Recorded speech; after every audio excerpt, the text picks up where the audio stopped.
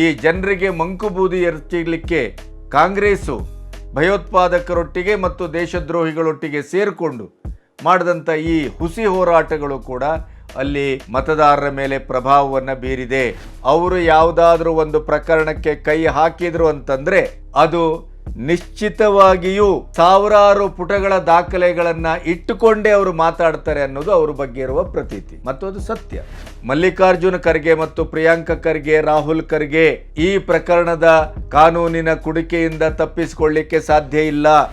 ರಾಜ್ಯಪಾಲರು ಯಾವತ್ತೂ ಅವರು ಕಾನೂನಿನ ಚೌಕಟ್ಟಿನ ಒಳಗಡೆನೆ ತನ್ನ ಅಧಿಕಾರವನ್ನ, ತನ್ನ ಸಾಂವಿಧಾನಿಕವಾದಂಥ ಒಂದು ಅಧಿಕಾರವನ್ನ ಎಷ್ಟು ಚೆನ್ನಾಗಿ ಅವರು ಬಳಸ್ತಾರೆ ಅನ್ನೋದಕ್ಕೆ ಈಗಾಗಲೇ ಹೈಕೋರ್ಟ್ ಮತ್ತು ಜನಪ್ರತಿನಿಧಿ ಕೋರ್ಟಿನ ತೀರ್ಪು ಸಾಕ್ಷಿಗಲ್ಲಾಗಿ ನಿಂತಿದೆ.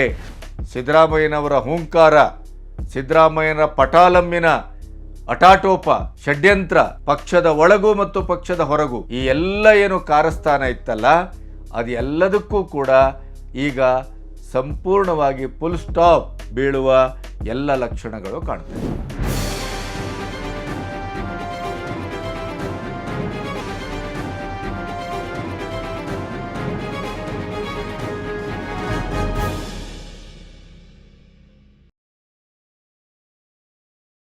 ನಮಸ್ತೆ, ಬಿ ಗಣಪತಿ ನ್ಯೂಸ್ ಚಾನಲ್ಗೆ ಸ್ವಾಗತ. ಈವರೆಗೆ ನನ್ನ ನ್ಯೂಸ್ ಚಾನಲನ್ನು ಸಬ್ಸ್ಕ್ರೈಬ್ ಮಾಡದೇ ಇದ್ದವರಿದ್ದರೆ ದಯವಿಟ್ಟು ಈಗಲೇ ಸಬ್ಸ್ಕ್ರೈಬ್ ಮಾಡಿ. ಆಮೇಲೆ ನಿಮ್ಮ ನಿಷ್ಠುರವಾದಂಥ ನೇರವಾದಂಥ ಪ್ರತಿಕ್ರಿಯೆಗಳನ್ನು ಕೂಡ ನಮಗೆ ಕಳುಹಿಸಿ. ಯಾವತ್ತೂ ಸಮಯ ಕೆಟ್ಟರೆ ಏನೇನೆಲ್ಲ ಆಗಬಹುದು ಅನ್ನೋದಕ್ಕೆ ಪ್ರಾಯಶಃ ವರ್ತಮಾನದ ಏಕೈಕ ಉದಾಹರಣೆ ಸಿದ್ದರಾಮಯ್ಯನವರು. ಮೂಡ ಹಗರಣದಿಂದ, ವಾಲ್ಮೀಕಿ ನಿಗಮದ ಹಗರಣದಿಂದ, SC/ST ನಿಗಮದ ಹಣವನ್ನು ನುಂಗಿದ್ರಿಂದ ಇವೆಲ್ಲ ಒಂದಕ್ಕೊಂದು ಹೇಗೆ ಜಿಣುಕಾಗಿ ಅವರನ್ನು ಕಾಡ್ತಾ ಇದೆ ಅಂತಂದರೆ ಬೆಂಬಿಡದ ಬೇತಾಳವಾಗಿ ಭೂತವಾಗಿ ಅವರ ಇಡೀ ಭ್ರಷ್ಟಾಚಾರದ 40 ವರ್ಷದ ಒಂದು ರಾಜಕೀಯ ಪ್ರಯಾಣದ ಎಲ್ಲದರ ಬಡ್ಡಿ, ಚಕ್ರ ಬಡ್ಡಿ ಸಮೇತ ಈಗ ಅವರಿಗೆ ಉರುಳಾಗಿ ಪರಿಣಮಿಸಿದೆ. ಒಂದು ಕಡೆ ಸ್ನೇಹಮಯಿ ಕೃಷ್ಣ ಅವರು ಲೋಕಾಯುಕ್ತ ಅವರನ್ನು ಬಂಧಿಸಿ ವಿಚಾರಣೆ ನಡೆಸಿ ಅಂತ ಅವರು ಮೈಮೇಲೆ ಬಿದ್ದಿದ್ದಾರೆ. ಇನ್ನೊಂದು ಕಡೆ RTI ಕಾರ್ಯಕರ್ತ ಗಂಗರಾಜು ಅವರು ಲೋಕಾಯುಕ್ತವೇ ಸರ್ಕಾರದ ಮರ್ಜಿಯನ್ನು ಕಾಯ್ತಾ ಇದೆ, ಕಿಕ್ ಬ್ಯಾಕನ್ನು ಪಡ್ಕೊಳ್ತಾ ಇದೆ, ಮುಖ್ಯಮಂತ್ರಿಗಳನ್ನು ಬಚಾವ್ ಮಾಡಲಿಕ್ಕೆ ಕಡತಗಳನ್ನೇ ಬೈರತಿ ಸುರೇಶ್ ಅವರ ಮೂಲಕ ಹೆಲಿಕಾಪ್ಟರ್ನಲ್ಲಿ ಕದ್ದೊಯ್ಯುವ ಕೆಲಸಕ್ಕೆ ಕುಮ್ಮಕ್ಕನ್ನು ಕೊಡ್ತಾ ಇದೆ, ಅನಾವಶ್ಯಕವಾಗಿ ಎಲ್ಲವನ್ನು ಡಿಲೇ ಮಾಡ್ತಾ ಇದೆ. ಹಾಗಾಗಿ ಲೋಕಾಯುಕ್ತದ ವಿರುದ್ಧವೇ ಗಂಗರಾಜು ಅವರು ದೂರನ್ನು ಕೊಟ್ಟಿದ್ದಾರೆ. ಇನ್ನು ಕೇಸು ಈ ಎಲ್ಲ ಕಾರಣಕ್ಕಾಗಿ ಸರ್ಕಾರದ ಅಧೀನದಲ್ಲಿರುವಂಥ ಮೈಸೂರಿನ ಲೋಕಾಯುಕ್ತ ಶುದ್ಧವಾಗಿ, ಪ್ರಾಂಜಲವಾಗಿ ಯಾವುದೇ ರೀತಿಯ ತನಿಖೆಯನ್ನು ಮಾಡಲಿಕ್ಕೆ ಮುಂದಾಗ್ತಾ ಇಲ್ಲ. ಆದ್ದರಿಂದ ಈ ಕೇಸನ್ನು CBIಗೆ ಕೊಡಬೇಕು ಅನ್ನುವಂಥದ್ದು ಸ್ನೇಹಪ್ರಿಯ ಕೃಷ್ಣ ಅವರ ಏನು ವಾದ ಇದೆ ಅದಕ್ಕೆ ಎಲ್ಲವೂ ಪೂರಕವಾಗಿ ಸಲ್ತಾ ಇದೆ. ಇದರ ಮಧ್ಯೆ ಅರ್ಕಾವತಿ ರೀಡು ಪ್ರಕರಣ, ಸ್ವತಃ ನಿವೇಶನವನ್ನು ಪಡೆದಂಥವರು ಅಲ್ಲಿ ಹೇಗೆ ಕಿಕ್ ಬ್ಯಾಕು ಮುಖ್ಯಮಂತ್ರಿಗಳ ನೇರ ಹಸ್ತದಿಂದಲೇ ಹೋಗಿದೆ ಮತ್ತು ಭೂಗಳ್ಳರ ಪಾಲಾಗಿದೆ ಹೇಗೆ ನಿವೇಶನಗಳು, ಅದು 8,000 ಕೋಟಿಯ ಬೃಹತ್ ಹಗರಣ. ಅದನ್ನು ಈಗಾಗಲೇ ನಿಮ್ಮೆದುರು ಎಳೆಯಾಗಿ ಬಿಡಿಸಿ ಇಟ್ಟಿದ್ದೇನೆ. ಈಗ KC ವೇಣುಗೋಪಾಲ್ ಅವರು ರಾಜ್ಯಕ್ಕೆ ಭೇಟಿ ಕೊಟ್ಟಿದ್ದಾರೆ. ಹೈಕಮಾಂಡು ಅತ್ಯಂತ ತೀವ್ರವಾದಂಥ ಒಂದು ಇಕ್ಕಟ್ಟು ಬಿಕ್ಕಟ್ಟು ಎಲ್ಲವನ್ನು ಕರ್ನಾಟಕದ ಮಟ್ಟಿಗೆ ಅನುಭವಿಸ್ತಾ ಇದೆ.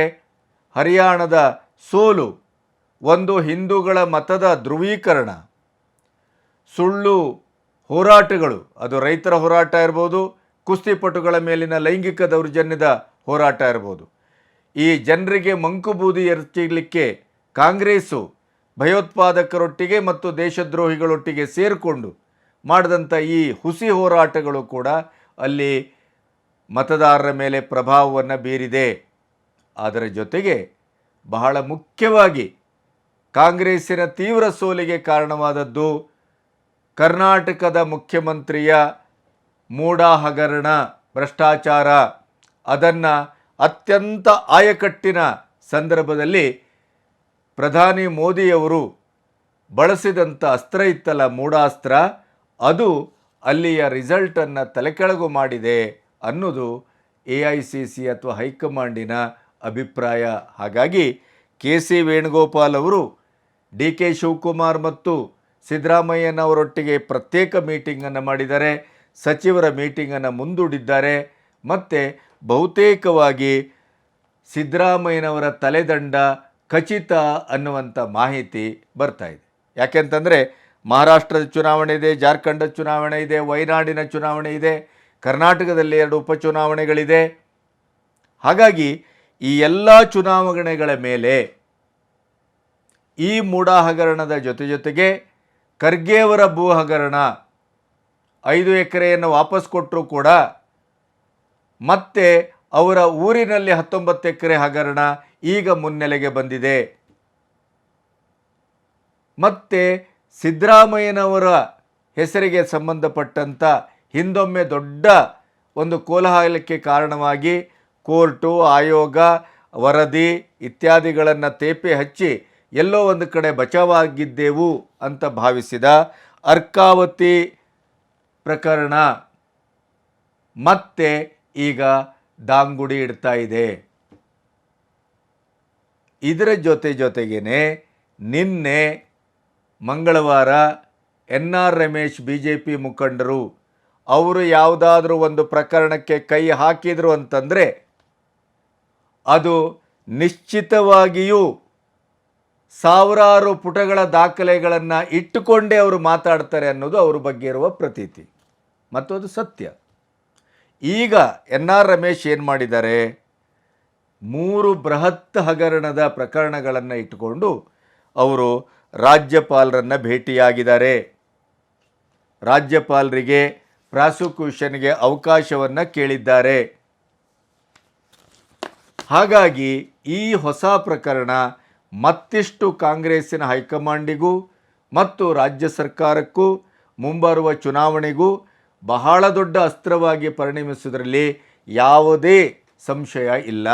ಮತ್ತು ಅಹಿಂದ ನಾಯಕ, ಶುದ್ಧ ರಾಜಕಾರಣಿ, ನಾನು ಸತ್ಯ ಹರಿಶ್ಚಂದ್ರನ ತುಂಡು ಅಂತ ಏನು ಪೋಸ್ ಕೊಡ್ತಾ ಇದ್ದಂಥ ಸಿದ್ದರಾಮಯ್ಯನವರ ಇಡೀ ರಾಜಕೀಯದ ಚಾರಿತ್ರ್ಯವನ್ನು ಸಂಪೂರ್ಣವಾಗಿ ಬಿಚ್ಚಿ ಬೆತ್ತಲುಗೊಳಿಸುವಂಥ ಕೆಲಸವನ್ನು RTI ಕಾರ್ಯಕರ್ತರು ಮಾಡ್ತಾ ಇದ್ದಾರೆ, ಸಾಮಾಜಿಕ ಹೋರಾಟಗಾರರು ಮಾಡ್ತಾ ಇದ್ದಾರೆ.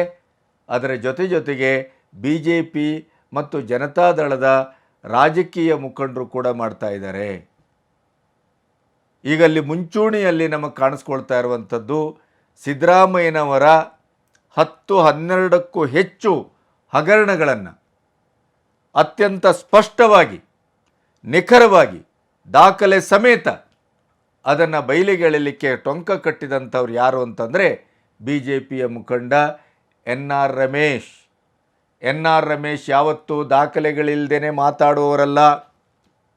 ಖಚಿತವಾದ, ಸ್ಪಷ್ಟವಾದ ಆರೋಪಗಳನ್ನಷ್ಟೇ ಅವರು ಮಾಡ್ತಾರೆ ಮತ್ತು ಅವರು ಕೋರ್ಟಿನಲ್ಲಿ ಯಾವ್ಯಾವ ರೀತಿಯ ದಾಖಲೆಗಳನ್ನು ಈ ಪ್ರಕರಣಕ್ಕೆ ನಾವು ಇಡಬೇಕಾಗತ್ತೆ ಅನ್ನೋದನ್ನು ಮುಂದೆ ಆಲೋಚನೆ ಮಾಡಿ ಅದೆಲ್ಲವನ್ನು ಸಂಗ್ರಹಿಸಿ ಸರಿಯಾದ ರೀತಿಯಲ್ಲಿ ಪ್ರಕರಣವನ್ನು ದಾಖಲಿಸ್ತಾರೆ.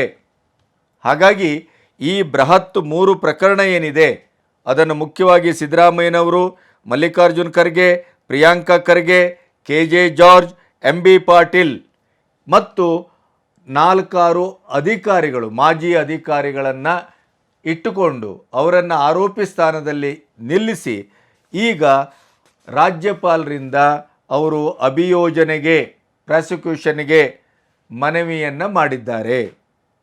ಪ್ರಕರಣ ಯಾವುದು ಹಾಗಾದರೆ? ಮೊದಲ ಪ್ರಕರಣ RME ಎರಡನೇ ಹಂತದಲ್ಲಿ BDA ಸ್ವತ್ತನ್ನು ಭೂಸ್ವಾಧೀನ ಪ್ರಕ್ರಿಯೆಯಿಂದ ಕೈಬಿಟ್ಟಿರುವುದು ನಂಬರ್ 1. ನಂಬರ್ 2, ಸಿದ್ಧಾರ್ಥ ವಿಹಾರ ಟ್ರಸ್ಟ್ ಹೆಸರಿನಲ್ಲಿ ನಿಯಮಬಾಹಿರವಾಗಿ ನಿವೇಶನವನ್ನು ಪಡೆದಿರುವುದು. 5 ಎಕರೆಯ ನಿವೇಶನವನ್ನು ವಾಪಸ್ ಕೊಟ್ಟರೂ ಕೂಡ ಮಲ್ಲಿಕಾರ್ಜುನ ಖರ್ಗೆ ಮತ್ತು ಪ್ರಿಯಾಂಕ ಖರ್ಗೆ, ರಾಹುಲ್ ಖರ್ಗೆ ಈ ಪ್ರಕರಣದ ಕಾನೂನಿನ ಕುಡಿಕೆಯಿಂದ ತಪ್ಪಿಸಿಕೊಳ್ಳಿಕ್ಕೆ ಸಾಧ್ಯ ಇಲ್ಲ. ಆ ಪ್ರಕರಣ 5 ಎಕರೆಯನ್ನು ವಾಪಸ್ ಕೊಟ್ಟರೂ ಕೂಡ ಅದು ಪ್ರಕರಣ ಈಗ ಮುಂದುವರಿತದೆ, ತನಿಖೆಗೆ ಮುಂದಾಗ್ತಾ ಇದೆ. 1. ಎರಡನೇದು, ಊರಿನ 19 ಎಕರೆ ಪ್ರಕರಣವೂ ಈಗ ಮುನ್ನೆಲೆಗೆ ಬಂದಿದೆ, ಕಲಬುರಗಿಯದ್ದು. ಇನ್ನೊಂದು, ಈಗ ಹೊಸ ಪ್ರಕರಣವನ್ನು NR ರಮೇಶ್ ರಾಜ್ಯಪಾಲರ ಮುಂದೆ ಇಟ್ಟಿದ್ದಾರೆ. ನೆನಪಿಡಿ, ರಾಜ್ಯಪಾಲರ ಮೇಲೆ ಇಲ್ಲ ಸಲ್ಲದ ಆರೋಪ, ಪ್ರತಿಭಟನೆ, ಚಪ್ಪಲಿ ಏಟು ಅವರ ಫೋಟೋಕ್ಕೆ, ಆಮೇಲೆ BJPಯ ಏಜೆಂಟ್ರು ಅನ್ನುವಂಥ ಮೂದಲಿಕೆ, ಇನ್ನಿಲ್ಲದ ಪ್ರಜಾಪ್ರಭುತ್ವ ಮತ್ತು ಜನತಂತ್ರ ವ್ಯವಸ್ಥೆಯಲ್ಲಿ ಸಾಂವಿಧಾನಿಕ ಒಂದು ಹುದ್ದೆಯನ್ನು ಎಷ್ಟು ಕ್ಷುಲ್ಲಕವಾಗಿ ಕಡೆಗಣನೆ ಮಾಡ್ಬೋದೋ, ಗೇಲಿ ಮಾಡ್ಬೋದೋ ಅದೆಲ್ಲವನ್ನು ರಾಜ್ಯ ಸರ್ಕಾರ ಮಾಡಿದೆ. ಹಾಗಾಗಿ ಈಗ NR ರಮೇಶ್ನಂಥವರು ಸಾವಿರಾರು ಪುಟದ ದಾಖಲೆಗಳನ್ನು ಇಟ್ಟುಕೊಂಡು ಯಾವತ್ತು ಆರೋಪವನ್ನು ಮಾಡುವವರು, ಪ್ರಕರಣವನ್ನು ದಾಖಲಿಸುವವರು, ಕಾನೂನಿನ ಹೋರಾಟವನ್ನು ಮಾಡುವವರು ಈಗ ರಾಜ್ಯಪಾಲರ ಅಂಗಣಕ್ಕೆ 3 ಬೃಹತ್ ಪ್ರಕರಣವನ್ನು ತೆಗೆದುಕೊಂಡೋಗಿ ಇಟ್ಟಿದ್ದಾರೆ ಅಂತ ಆದರೆ ರಾಜ್ಯಪಾಲರ ಮುಂದಿನ ನಡೆಯನ್ನು ನೀವು ಬಹಳ ಸುಲಭವಾಗಿ ನಿರೀಕ್ಷೆ ಮಾಡಬಹುದು ಅಂತ ನಾನು ಭಾವಿಸ್ತೇನೆ. ರಾಜ್ಯಪಾಲರು ಯಾವತ್ತೂ ಅವರು ಕಾನೂನಿನ ಚೌಕಟ್ಟಿನ ಒಳಗಡೆನೆ ತನ್ನ ಅಧಿಕಾರವನ್ನು, ತನ್ನ ಸಾಂವಿಧಾನಿಕವಾದಂಥ ಒಂದು ಅಧಿಕಾರವನ್ನು ಎಷ್ಟು ಚೆನ್ನಾಗಿ ಅವರು ಬಳಸ್ತಾರೆ ಅನ್ನೋದಕ್ಕೆ ಈಗಾಗಲೇ ಹೈಕೋರ್ಟ್ ಮತ್ತು ಜನಪ್ರತಿನಿಧಿ ಕೋರ್ಟಿನ ತೀರ್ಪು ಸಾಕ್ಷಿಗಲ್ಲಾಗಿ ನಿಂತಿದೆ. ಇನ್ನು 3ನೇ ಪ್ರಕರಣ, BBMPಯ ವ್ಯಾಪ್ತಿಯ 439 ಬಸ್ ತಂಗುದಾಣಗಳನ್ನು 2015-16, 2016-17 ಈ ಸಾಲಿನಲ್ಲಿ ಕಾಂಗ್ರೆಸ್ ಸರ್ಕಾರ ತನ್ನ ಒಂದು ಸಾಧನೆಯನ್ನು ಪ್ರಚುರಪಡಿಸಲಿಕ್ಕೆ ಬಳಸಿಕೊಂಡ ಜಾಹೀರಾತೇನಿದೆ, ಆ ಜಾಹೀರಾತಿಗೆ ಸಂಬಂಧಪಟ್ಟಂಥ ಶುಲ್ಕವನ್ನು ನೀಡದೆ ವಂಚಿಸಿರುವುದು. ಆ ಶುಲ್ಕವನ್ನು ನೀಡಿಲ್ಲ, ಅದನ್ನು ನೀಡದೇನೆ ವಂಚನೆಯನ್ನು ಮಾಡಲಾಗಿದೆ.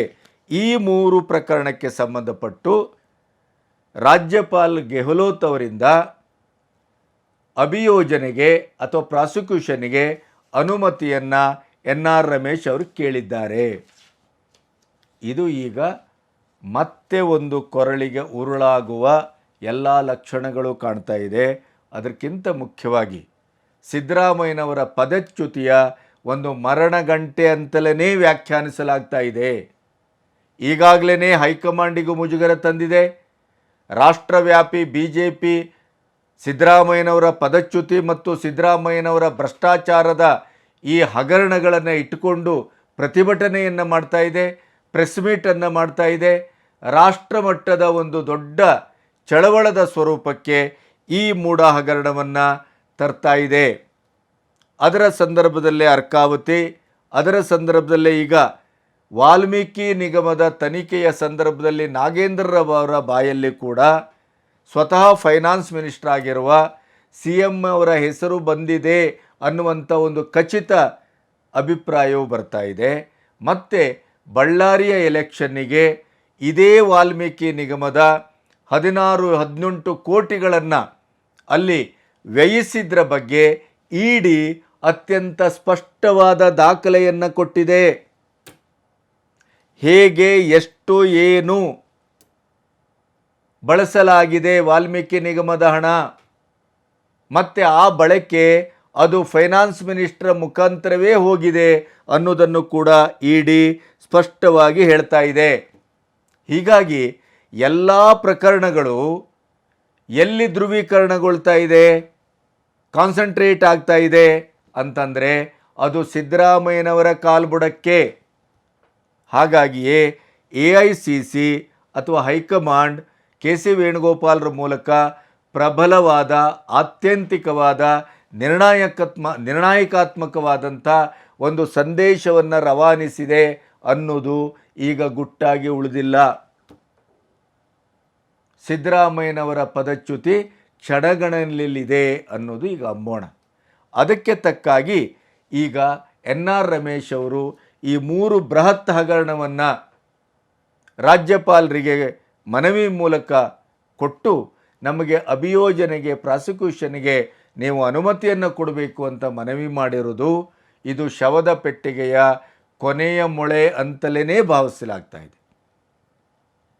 ಸಿದ್ದರಾಮಯ್ಯನವರ ಹೂಂಕಾರ, ಸಿದ್ದರಾಮಯ್ಯನ ಪಟಾಲಮ್ಮಿನ ಅಟಾಟೋಪ, ಷಡ್ಯಂತ್ರ ಪಕ್ಷದ ಒಳಗೂ ಮತ್ತು ಪಕ್ಷದ ಹೊರಗೂ ಈ ಎಲ್ಲ ಏನು ಕಾರಸ್ಥಾನ ಇತ್ತಲ್ಲ ಅದು ಎಲ್ಲದಕ್ಕೂ ಕೂಡ ಈಗ ಸಂಪೂರ್ಣವಾಗಿ ಫುಲ್ ಸ್ಟಾಪ್ ಬೀಳುವ ಎಲ್ಲ ಲಕ್ಷಣಗಳು ಕಾಣ್ತಾ ಇದೆ. ಮಾಡಿದ್ದುಣ್ಣೋ ಮಾರಾಯ, ಇಲ್ಲಿಯವರೆಗೆ ಭಾರೀ ನಯ ನಾಜೂಕು, ಒಂದು ಕಡೆ ಎಡಪಂಥೀಯರು, ಒಂದು ಕಡೆ ಬುದ್ಧಿಜೀವಿಗಳು, ಒಂದು ಕಡೆ ಪ್ರಗತಿಪರರು, ಒಂದು ಕಡೆ ನಿಮ್ಮ ಚೇಲಾಗಳು, ಒಂದು ಕಡೆ ಅಹಿಂದಿನ ನಾಯಕ ಅನ್ನುವಂಥ ಒಂದು ಬಿರುದು ಅಂಕಿತವಾಗಿ ಅದನ್ನು ಆಯಕಟ್ಟಿನ ಜಾಗದಲ್ಲಿ ಅಸ್ತ್ರವಾಗಿ ಬಳಸುವುದು, ತಾನು ಕುರಿ ಕಾಯುವವನ ಮಗ 2ನೇ ಬಾರಿ ಮುಖ್ಯಮಂತ್ರಿ ಆದದ್ದಕ್ಕೆ BJPಯವರಿಗೆ ಹೊಟ್ಟೆ ಉರಿ, ಜನತಾದಳದವರಿಗೆ ಹೊಟ್ಟೆ ಉರಿ, ಆದ್ದರಿಂದ ನನ್ನ ಮೇಲೆ ಅನಾವಶ್ಯಕವಾಗಿ ಇಲ್ಲಿ ಆರೋಪವನ್ನು ಮಾಡ್ತಾ ಇದ್ದಾರೆ.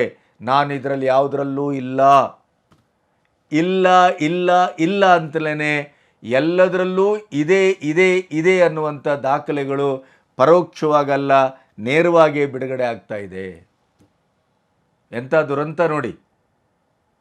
ಇಡೀದಾದಂಥ ಒಂದು 4 ದಶಕದ ರಾಜಕಾರಣದಲ್ಲಿ ಶುದ್ಧ ರಾಜಕಾರಣಿ ಮತ್ತು ಜನಮುಖಿ ರಾಜಕಾರಣಿ, ಪ್ರಗತಿಪರ ಚಿಂತಕ, ಸಮಾಜವಾದಿ ಅಂತ ಹೇಳ್ತಾನೆ ಬದುಕು ಬಂದಂಥ ಸಿದ್ದರಾಮಯ್ಯನವರ ಇಡೀದಾದಂಥ ಆಂತರಂಗಿಕವಾದ ಭ್ರಷ್ಟಾಚಾರದ ಕೊಳಕು, ಹೇಸಿಗೆ, ಹಳವಂಡ ಇವತ್ತು ಸಂಪೂರ್ಣವಾಗಿ ಬೆತ್ತಲುಗೊಳ್ತಾ ಇದೆ, ಅನಾವರಣಗೊಳ್ತಾ ಇದೆ.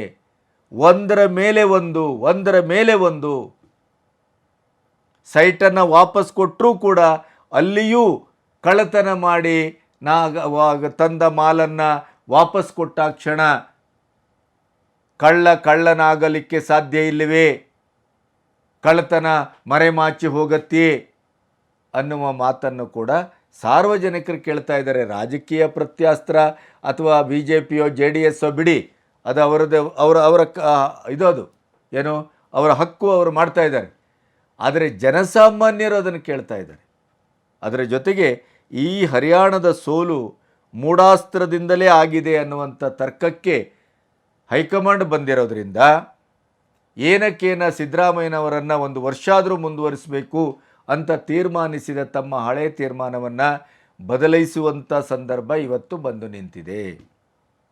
ಹಾಗಾದರೆ ಈ RMV 2ನೇ ಹಂತದ ಭೂಪಸಂದ್ರದ ಗ್ರಾಮದ ಸರ್ವೆ ನಂಬರ್ 20 ಮತ್ತು 21ರ ಸುಮಾರು 400 ಕೋಟಿ ಪ್ರಕರಣದ ಅಸಲಿಯತ್ ಏನು ಅಂತಂದರೆ, ಮಾರುಕಟ್ಟೆ ಮೌಲ್ಯದ 400 ಕೋಟಿ ಬಳೆ ಬಾಳುವಂಥ ಈ ಸೊತ್ತನ್ನು ಭೂಸ್ವಾಧೀನ ಪ್ರಕ್ರಿಯೆಯಿಂದ ಕೈಬಿಟ್ಟದ್ದು.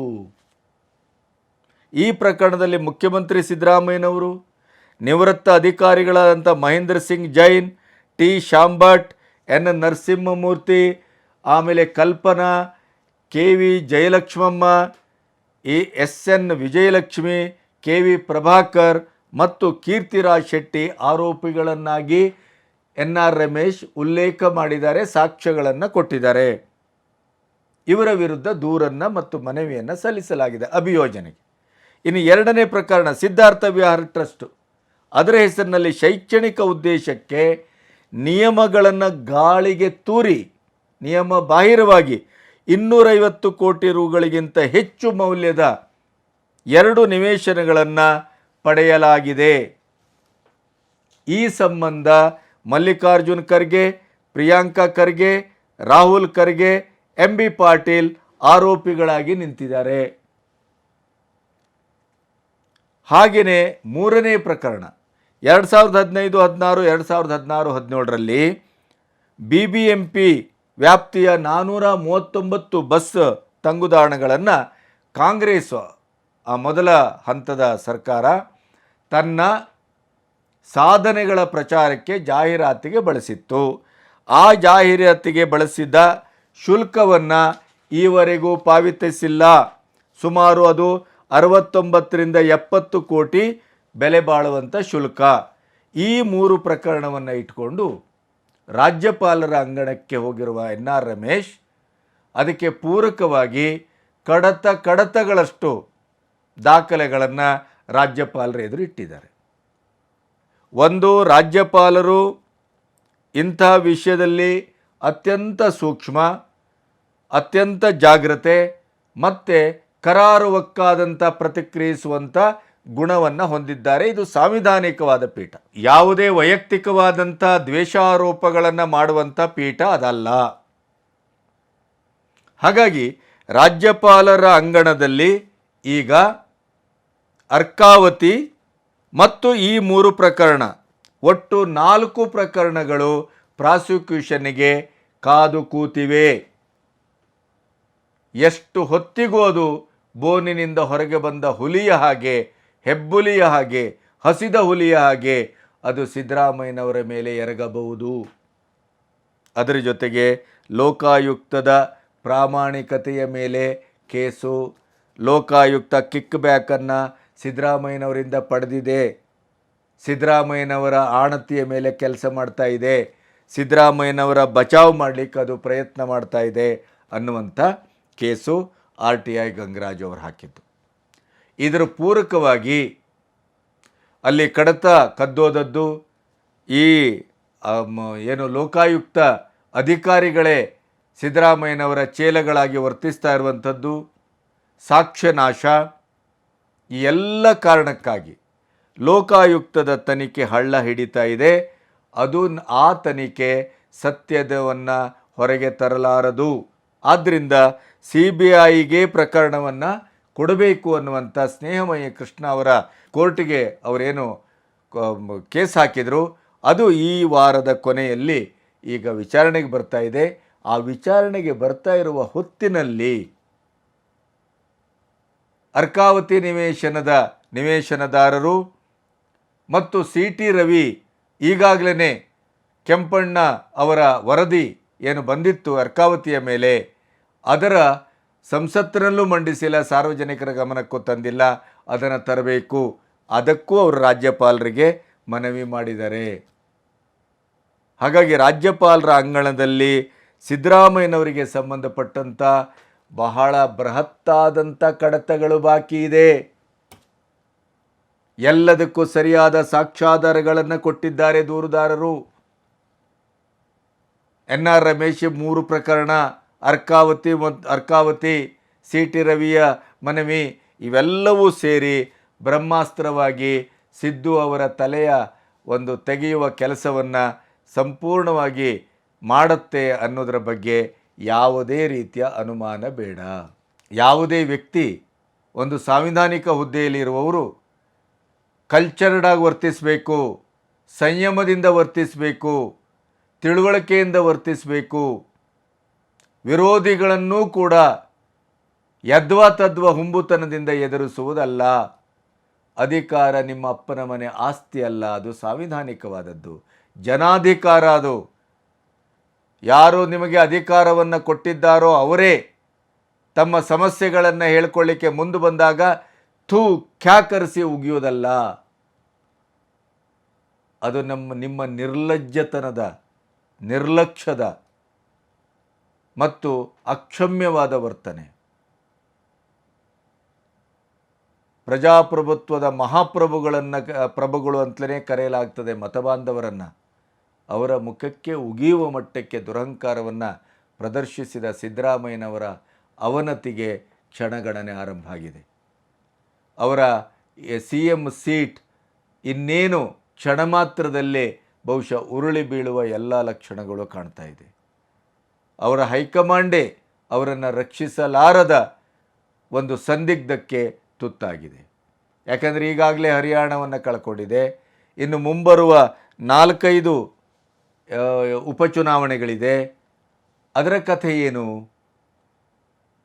ಇಲ್ಲಿ ಸಿದ್ದರಾಮಯ್ಯನವರು ಮಾಸ್ ಲೀಡರ್, ಅಹಿಂದ ನಾಯಕ, ಕರ್ನಾಟಕದಲ್ಲಿ ತೊಂದರೆ ಆಗ್ಬೋದು, ಆಂತರಿಕ ಕ್ಷೋಭೆ ಹುಟ್ಕೊಳ್ಬೋದು, ಅಥವಾ ಈಗಾಗಲೇ ಮುಖ್ಯಮಂತ್ರಿ ಕುರ್ಚಿಗೆ ಈ ಸಿದ್ದರಾಮಯ್ಯನವರ ಕೃಪಾಪೋಷಿತ ಅವರ ಪಟಾಲಮ್ಮನ ಗ್ಯಾಂಗ್ ಏನಿದೆ ಗೌಪ್ಯದ ಮೀಟಿಂಗ್ ಮಾಡ್ತಾ ಇದೆಯಲ್ಲ, ಅದರ ಮೇಲೆ ಈಗಾಗಲೇ ಕೆ ಸಿ ವೇಣುಗೋಪಾಲ್ ಅವರು ಬಂದ ತಕ್ಷಣ ಹರಿಹಾಯ್ದಿದ್ದಾರೆ ಮತ್ತು ತಾಕೀತು ಮಾಡಿದ್ದಾರೆ, ಸ್ಟಾಪ್ ಇಟ್ ಅಂತ.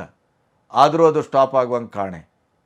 ಈ ಎಲ್ಲ ದೃಷ್ಟಿಯಿಂದ ಸಿದ್ದರಾಮಯ್ಯನವರ ಮುಂದುವರಿಸ್ಬೋದೇನೋ ಅನ್ನುವಂಥ ಒಂದು ಹಂತದಲ್ಲಿದ್ದಂಥ ಹೈಕಮಾಂಡ್ ಈಗ ಮಲ್ಲಿಕಾರ್ಜುನ ಖರ್ಗೆ, ಸಿದ್ದರಾಮಯ್ಯನವರು ಇವರ ಇಬ್ಬರ ಒಂದು ಮೇಲೆ ಆಗ್ತಾ ಇರುವಂಥ ಕೇಸುಗಳ ಸಂಖ್ಯೆಯನ್ನು ನೋಡಿದರೆ ಇದು ಎಲ್ಲೆಲ್ಲೋ ಹೋಗ್ತಾ ಇದೆ. ಕಾಂಗ್ರೆಸ್ ಸರ್ಕಾರದ ಪತನಕ್ಕೂ ಇದು ಕಾರಣ ಆಗಬಹುದು ಕರ್ನಾಟಕದಲ್ಲಿ. ಆ ಮಟ್ಟಕ್ಕೆ ಭ್ರಷ್ಟಾಚಾರ ಮೇರೆ ಮೀರಿದೆ. ಕೇವಲ 2 ವರ್ಷದ ಹಂತದಲ್ಲಿ ಕಾಂಗ್ರೆಸ್ ಸರ್ಕಾರ ಇಂಥ ಒಂದು ಕಂಡು ಕೇಳರಿಯದ ಭ್ರಷ್ಟಾಚಾರದಲ್ಲಿ ತೊಡಗ್ತದೆ ಅಂತ ಆದರೆ ಅದು ಈ ಸಾರಿ ಯಾವ ಲೆಕ್ಕಾಚಾರವನ್ನು ಹಾಕಿ ಅಧಿಕಾರಕ್ಕೆ ಬಂದಿದೆ? ಹಾಗಾದರೆ ಏನಕ್ಕೇನ ಅಧಿಕಾರದ ರಾಜಕಾರಣಕ್ಕೆ ಕರ್ನಾಟಕವನ್ನು ATM ಆಗಿಸಿಕೊಂಡು ಅದು ಎಷ್ಟು ಸಾಧ್ಯವೋ ಅಷ್ಟು ದೋಚಿಯೇ ಸಿದ್ಧ ನಾವು.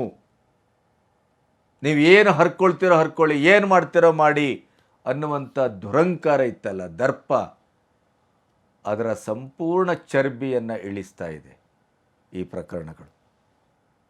ಒಂದರ ಮೇಲೆ ಒಂದು, ಒಂದರ ಮೇಲೆ ಒಂದು, ಒಂದರ ಮೇಲೆ ಒಂದು.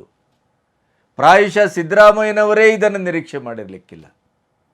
ಅಂಥ ಒಂದು ಬೃಹತ್ತಾದಂಥ ಅವರ ಭ್ರಷ್ಟಾಚಾರದ ಪ್ರಕರಣಗಳು ಬೆಂಬಿಡದೆ ಬರ್ತಾ ಇದೆ. ಯಾವುದೇ ಛದ್ಮವೇಷದ, ಯಾವುದೇ ಮುಖವಾಡದ, ಯಾವುದೇ ಅಸ್ತ್ರದ ಪ್ರಯೋಗದಿಂದಲೂ ಕೂಡ ಈ ಬರುವಂಥ ಒಂದೊಂದು ಹೊಸ ಹೊಸ ಪ್ರಕರಣಗಳನ್ನು ಎದುರಿಸಲಿಕ್ಕೆ ಸಿದ್ದರಾಮಯ್ಯನವರಿಗೆ ಸಾಧ್ಯ ಆಗ್ತಾ ಇಲ್ಲ. ಸಿದ್ದರಾಮಯ್ಯನವರ ಪರ ವಕಾಲತ್ತುಗೈಯುವ ಈ ಪುಕ್ಸಟ್ಟೆ ಬುದ್ಧಿಜೀವಿಗಳು, ಎಡಪಂಥೀಯರು, ಅವರ ರಾಜಕೀಯ ಪಟಾಲಂಗಳು ಕೂಡ ಬಾಯಿ ಮುಚ್ಕೊಂಡು ಕೂತಿದ್ದಾವೆ. ಯಾಕೆಂತಂದರೆ ಮೇಲ್ಮುಖ ಮಾಡಿ ಉಗಿದ್ರೆ ನಮ್ಮ ಮುಖದ ಮೇಲೆ ಬೀಳತ್ತೆ ಅನ್ನುವಂಥ ಜಾಗ್ರತೆ, ಅಸಹ್ಯತನ, ಅಸಹನೀಯತೆ.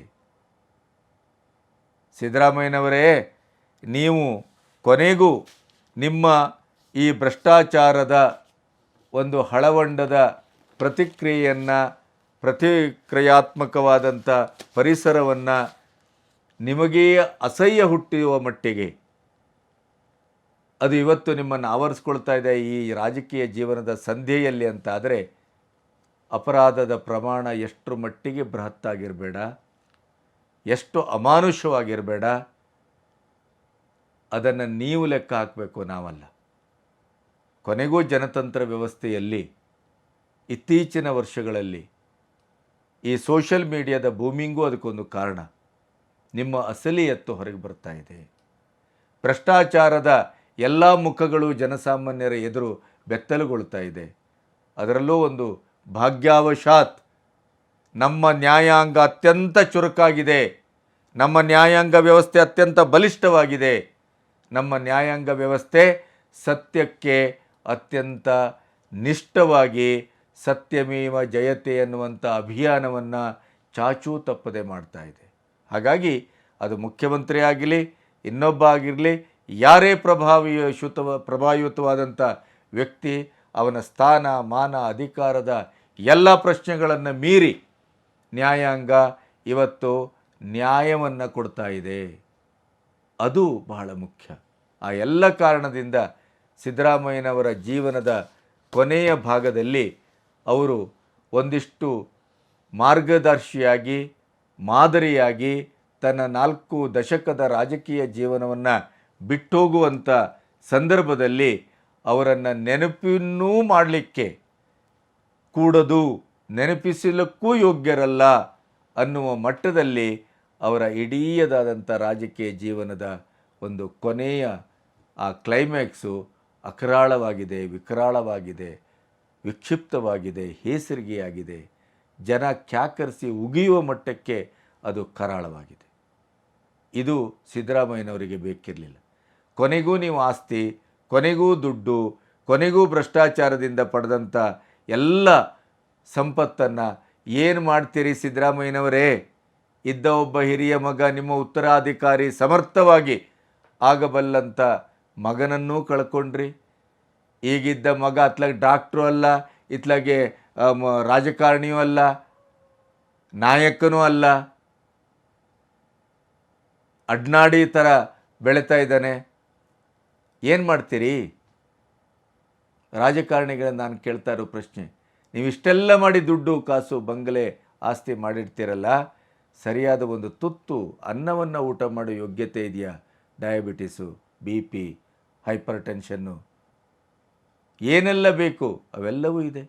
ಆದರೂ ಇನ್ನೂ ಬೇಕು, ಮತ್ತೂ ಬೇಕು, ಬಾಚಿ ಬಾಚಿ ಬಾಚಿ ಬರಗುವ ತಿನ್ನುವ ಹಪಾಪಿಕೆ ಇದೆಯಲ್ಲ, ಅದರ ಪರಿಣಾಮ ಸಿದ್ದರಾಮಯ್ಯನವರೇ ನಿಮ್ಮನ್ನಿವತ್ತು ಈ ಸಾರ್ವಜನಿಕ ಜೀವನದಲ್ಲಿ ಸಂಪೂರ್ಣವಾಗಿ ನಿಶ್ಶೇಷಗೊಳಿಸುವಂಥ ಘಟನೆಗಳಾಗ್ತಾ ಇರುವಂಥದ್ದು.